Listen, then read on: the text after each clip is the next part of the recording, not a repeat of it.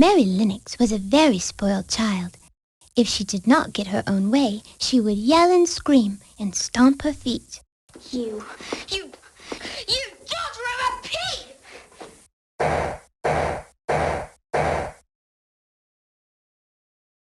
Mary lived in India with her mother and father and her personal nanny. One night, there was a terrible earthquake.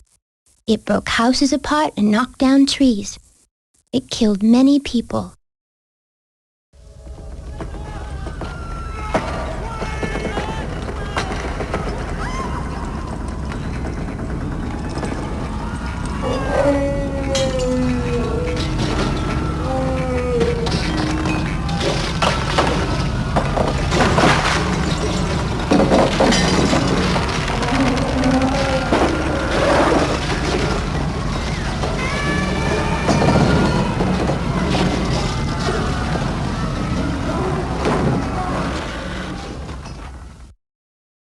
When the earthquake was over, the servants pulled Mary out from under the bed. She was alive, but her parents were not. They had been killed in the quake. Mary had an uncle who lived in England. His name was Lord Archibald Craven. Mary was sent to live with him at his home, Misselthwaite Manor. Lord Craven did not have time for little girls. He sent his housekeeper, Mrs. Medlock, to collect Mary.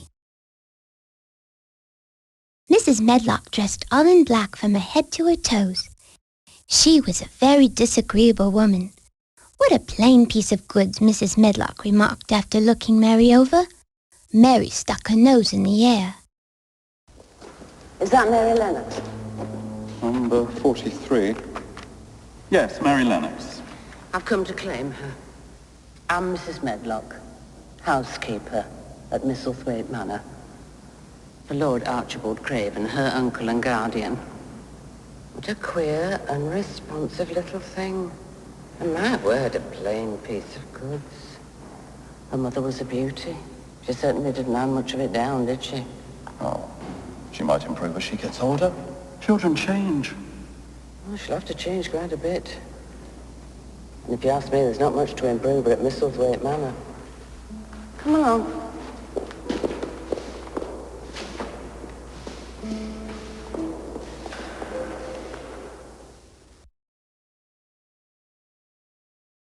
Misselthwaite Manor stood by itself on a big hill. It was a very dark and lonely-looking house, and the inside was just as dark and lonely as the outside. Mostly that was because of Lord Craven. Long ago, Mary's mother had had a twin sister. Her name was Lilias. Lilias was married to Lord Craven. Lilias died in an accident. From then on, Lord Craven was never the same. He had lost the love of his life.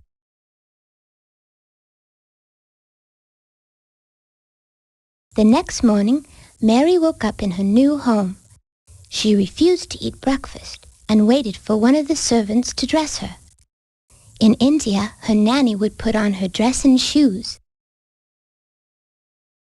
"Nonsense," Mrs. Medlock said. "A 10-year-old girl should know how to dress herself."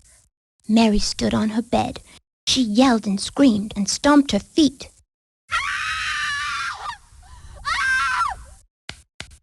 But no one cared. While in her bedroom, Mary heard the sounds of someone crying. Mary decided to go exploring.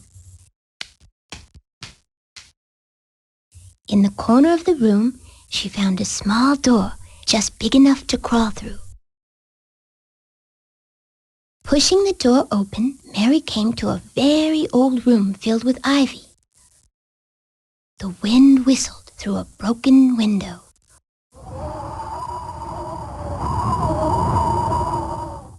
When she opened another window, some pigeons flew in and startled her.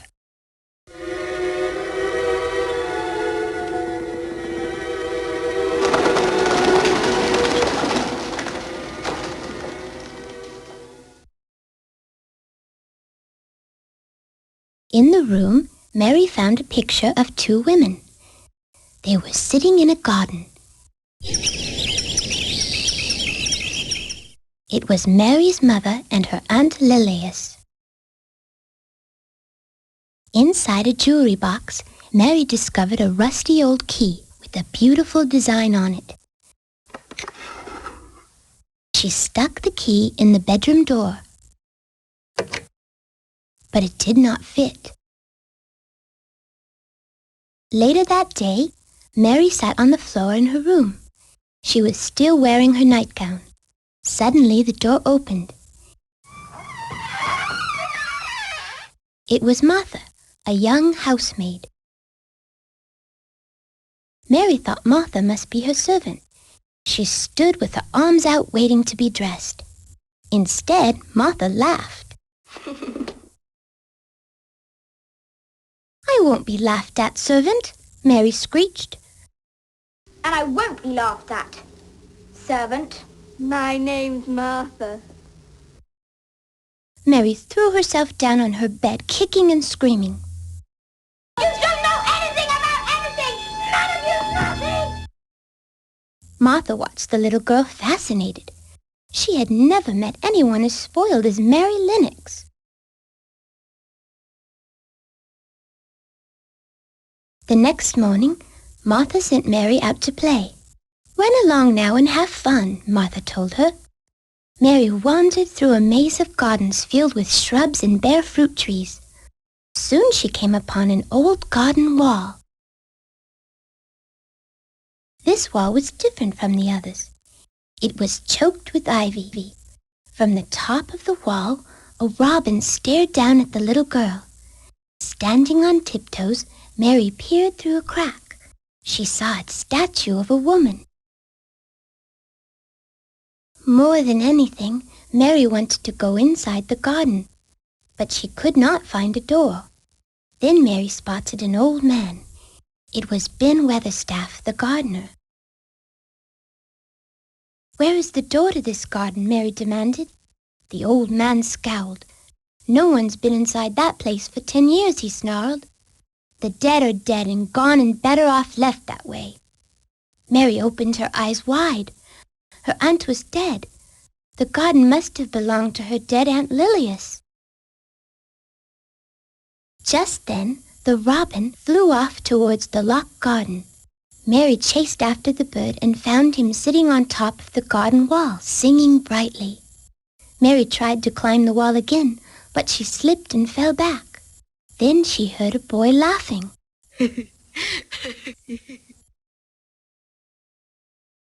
"Who's there?" Mary demanded. She ran into one of the other gardens and saw the boy. Before she could say anything, he ran off. She chased after him, but he ran faster. At the end of the gardens, he jumped onto a white horse and rode away. Hey!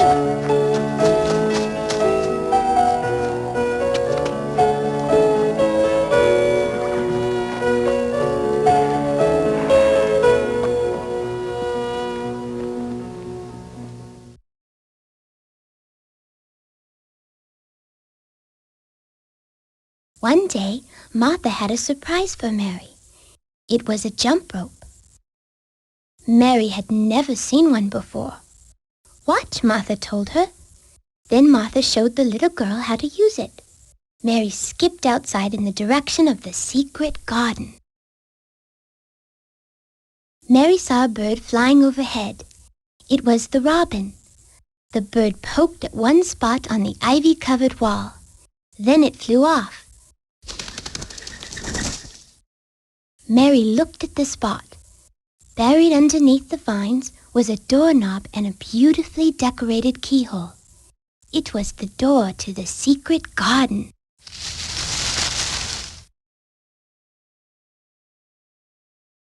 Back at the house, Mary grabbed the key from her Aunt Lilia's jewelry box.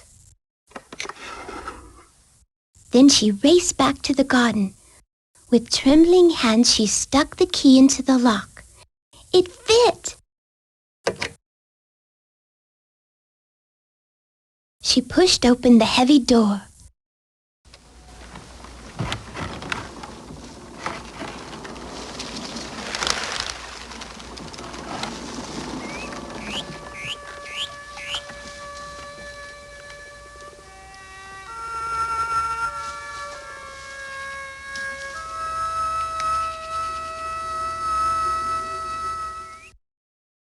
A long flight of crumbling steps led to an old pond. Flower beds filled with dead roses and leaves dotted the grounds. One by one, Mary started to pluck out the weeds. It was hard work, but she did not mind. From now on, the garden would be her own special place. She made a promise to care for it always. At breakfast the next day, Mary gobbled down her food. She was in a rush. She had work to do in the secret garden. Suddenly, she heard someone crying. Martha glanced nervously at Mary. "It's the wind," Martha said, biting her lip. Before long, Mrs. Medlock burst into the room. "Get the child out of doors at once," she yelled. Puzzled, Mary hurried outside. A black crow flew up at Mary from one of the garden hedges. Terrified, Mary flapped her arms. At that moment, a boy appeared. It was the same boy who ran away from her before. He was Dickon, Martha's younger brother. Dickon was surrounded by animals.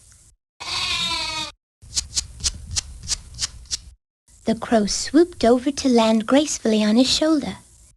Dickon took Mary's hand. He showed her how to pet the crow. "Stop! He doesn't know me. You frightened him." I frightened him. "Come. He won't hurt you."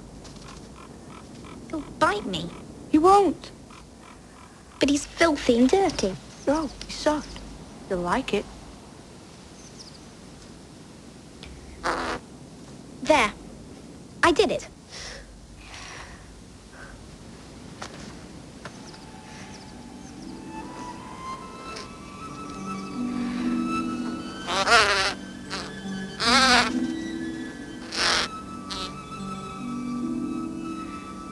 Like that, Miss Mary.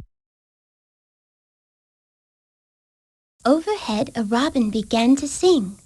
"He's glad to see you," Dickon said. "People can't talk to animals," Mary insisted. Dickon laughed. "They trust me," he said. "They tell me their secrets." Suddenly, Mary was afraid. What if the robin told Dickon about the secret garden? Mary stared at Dickon. He was the most beautiful boy she had ever seen. She wanted to trust him, too. She decided to tell him her secret. Together they slipped into the garden. Dickon knew a lot about flowers. Then Mary noticed an old swing. "There's a picture of my mother and my aunt sitting here," she said. "They say that's how your aunt died," Dickon said softly. She fell off the swing.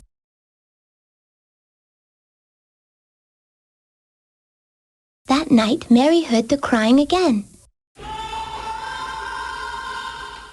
Carrying a candle, she tiptoed down the long dark hallways, following the sound. At last she came to a door covered with a heavy tapestry. Mary turned the knob and stepped inside. A frail little boy lay crying on the bed. "What's your name?" she asked. "Colin Craven," the boy replied. What's your name? I'm Mary Lennox. What's your name? I'm Colin Craven. He was Mary's cousin. The children had not known about each other. 10-year-old Colin was a sour little boy. He was convinced he was going to die. Colin had spent his whole life in his bedroom. Mary thought her cousin was very rude. He acted as if she were his servant. Then Colin showed Mary a picture of his mother. Colin hated his mother for dying. "Will you come visit me?" he pleaded. Suddenly, Mary felt sorry for the boy. She agreed to visit him every day.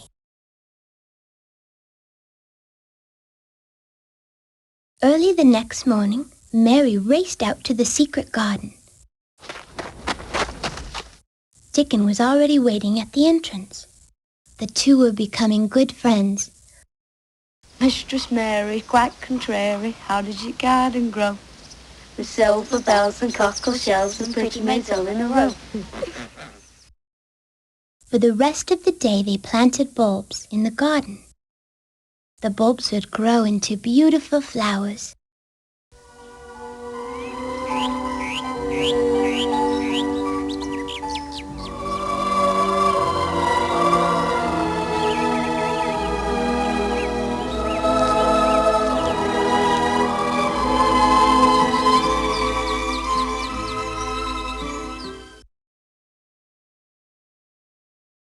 Mary told Dickon about her cousin. She could not believe how different the two boys were. Dickon was surprised that she saw Colin. Hardly anybody's seen him, he said. Later that afternoon, Mary snuck into Colin's bedroom. She tried opening the windows, but the shutters were nailed closed. "Don't touch them," Colin screamed. Next, he ordered her to put on a mask. He was afraid of germs. I didn't give you any germs last night, did I? Put on the mask. Stop talking to me as if you were a Raja, with emeralds and diamonds and rubies stuck all over you. I'll talk to you any way I please. Mary told her cousin about Dickon and the gardens. "Does he know about my mother's garden?" Colin asked. Mary clamped her mouth shut tight. She did not trust Colin. He would tell everyone about the secret garden. He would ruin everything.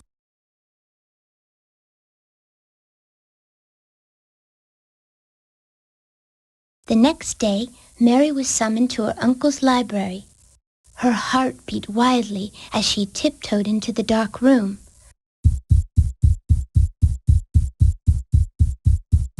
Lord Craven sat in a huge armchair.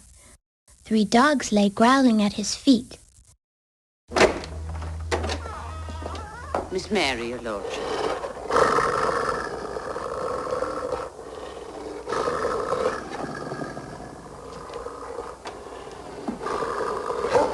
Calm down.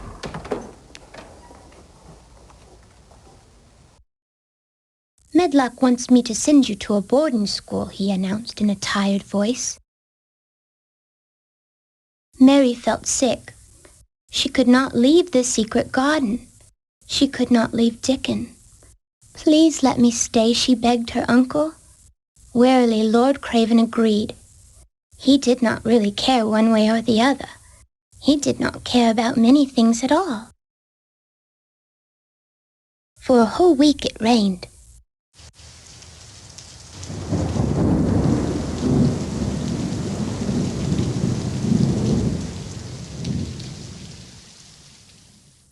Enormous puddles soaked the grounds of Misselthwaite Manor. Dickon said the rain was good for the flowers. But when Mary saw her garden, it was completely flooded. "It's ruined," she sobbed. Dickon had never seen so many tears. But it was not just the garden. Mary cried for other reasons too.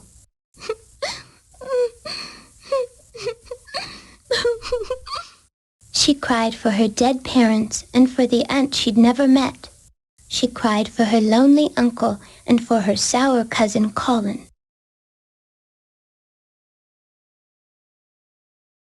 One day Mary had an idea. Colin sat in his wheelchair and Mary pushed him toward the shuttered windows.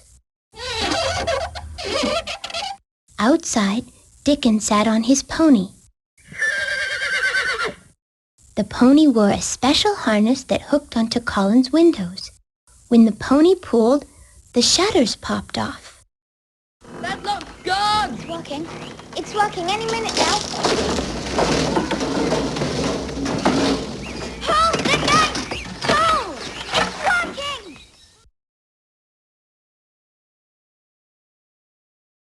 Gig Giggling, Mary raced downstairs.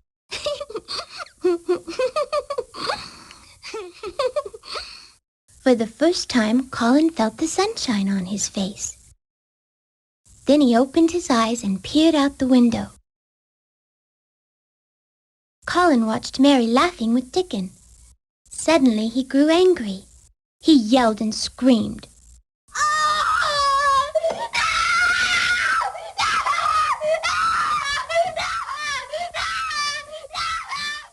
Furious, Mary stomped back to her cousin's room. "He's having a dreadful fit," Martha warned. But Mary did not care. "You are the most selfish boy there ever was," she screamed. "I'm ill," Colin shrieked. Mary shouted at him some more. She knew her cousin wasn't really sick. He just wanted someone to care for him. At that moment, Mrs. Medlock rushed into the room. "Get away from him," she screamed at Mary. Colin stared at his cousin. Maybe she was right. Maybe he really wasn't going to die. "I'm ordering you to leave this room," he commanded Mrs. Medlock. At last, Mary knew it was time. It was time to tell Colin about the secret garden. The next day, a wonderful thing happened. Colin left his bedroom. He was carried in his wheelchair, down the stairs and out the front door. Dickon pushed Colin through an open gate.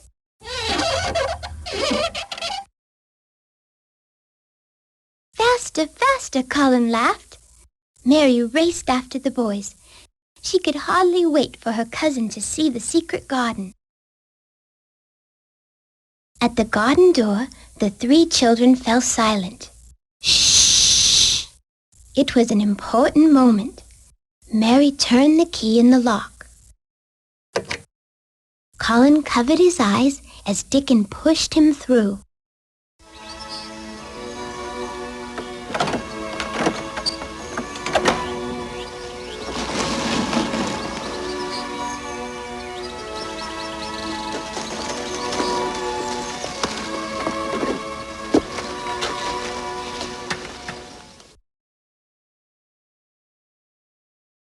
Inside at last, the little boy marveled at the flowers and animals.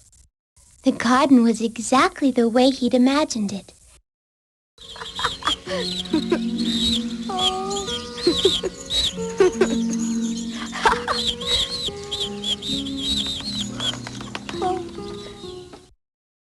It was the most beautiful place he had ever seen. "I'm going to come here tomorrow, and the day after, and the day after that," he said.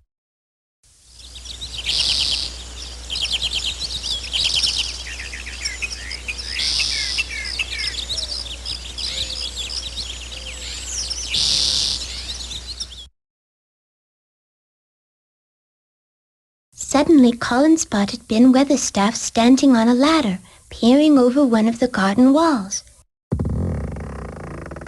The gardener opened his eyes wide. "You're the little cripple," he said to Colin. Colin glared at him. "I am not a cripple," Colin shouted. Slowly, he planted his legs on the ground and stood up.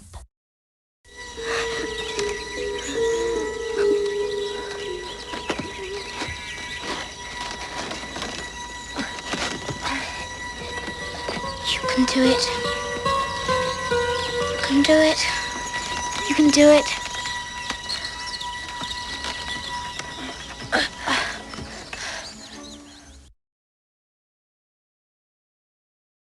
Tears rolled down Ben's cheeks.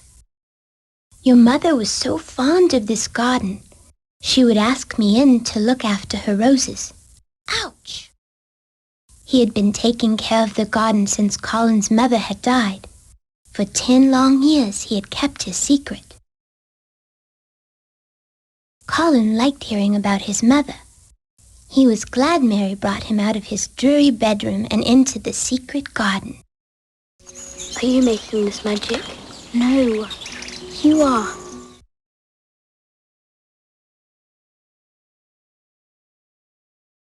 As the days passed, Colin grew stronger and stronger. Whenever the children went to the garden, he would stand and walk.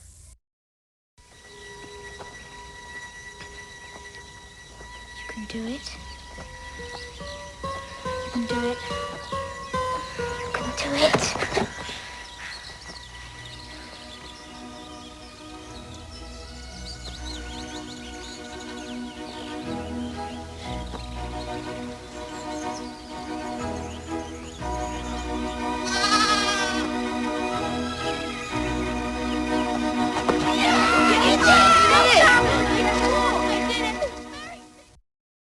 This was as new to Colin as it was for a newborn lamb.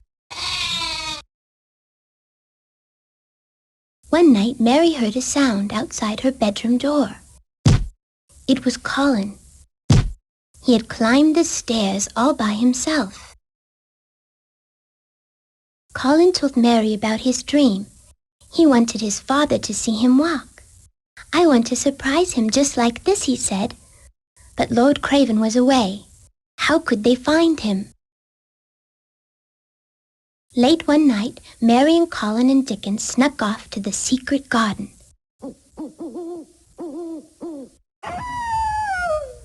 Ben Weatherstaff followed the children. Inside the garden, Colin ran in a circle around a huge bonfire. Oh, Allegoria, please come to me. Send me my father here. Set his spirit free. Dickon played a tune on his pipe while Mary danced.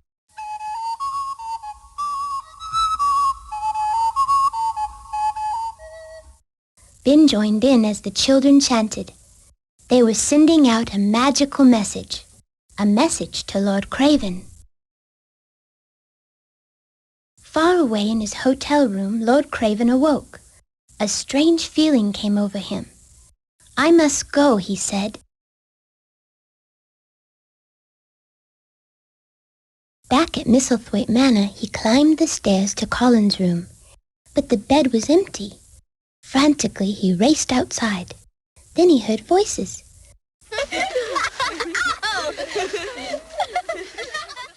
They were coming from the secret garden. At the doorway to the garden, Lord Craven froze. He watched his son playing in the sunshine. He last saw Colin in bed, unable to walk. Now Colin was outside on his feet and laughing with friends.